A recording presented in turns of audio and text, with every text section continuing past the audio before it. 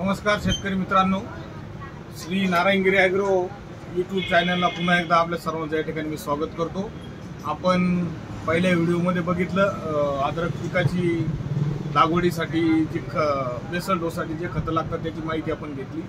त्यानंतर आपण दुसऱ्या व्हिडिओमध्ये अद्रकची बीज प्रक्रिया कशी करावी, कोणतं औषध घ्यावं याच्याबद्दल आपण माहिती दिली। आज आपण सर्वसाधारणपणे जे नवीन लागवड करणारे जे शेतकरी आहेत त्यांच्याकरता नेमकी जमीन अद्रक पिकासाठी कशी असावी, त्याच्यानंतर मशागत कोणती करावी, सरी कशी पाडावी, लागवडीची पद्धत कशी करावी या ठिकाणी आज आपण माहिती घेणार आहे। सर्वप्रथम पाण्याचा निचरा होणारी मुरमट जमीन अद्रक पिकासाठी खूप उपयुक्त असते, फायदेशीर असते।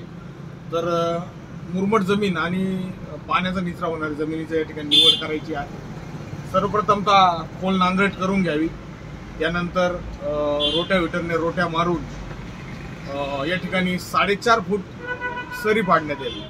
4.5 फूट सरीमध्ये अद्रक पिकाची आंतरमशागत करण्यासाठी एकदम खूप चांगल्या पद्धतीनं हवा पण खेळती राहते आणि आंतरमशागत चांगल्या पद्धतीने त्या ठिकाणी करता येते। 4.5 फूट सरीमध्ये 4.5 फुटावरती सरी पाडून साधारणपणे एकाच एक खोलगट अशी या आकाराची उबळी पडती सरीला 4.5 फुटामध्ये।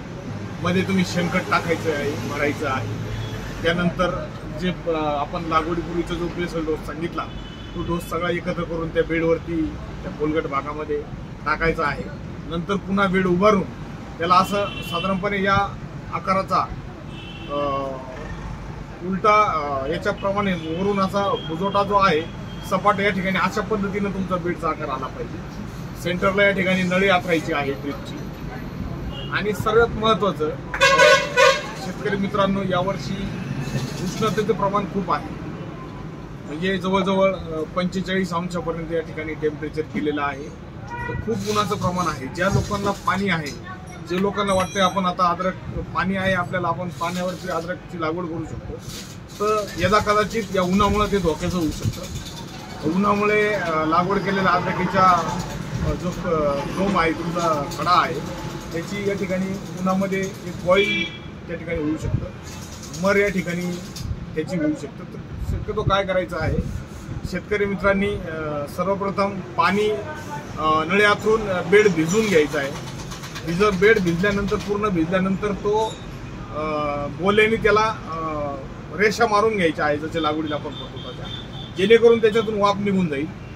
पुन्हा ओगळी पाडल्यानंतर पुन्हा एकदा ओलं करायचं आहे आणि मग लागवड करून साधारण 1 पीसभर अंतरावर खडा लागवडीला बेण्याचा तुकडा करताना 2 डोळे किंवा 3 डोळे अशा एक साधारण ह्या मापाचे त्यामध्ये तुकडे करायचे आहे बेण्याचे।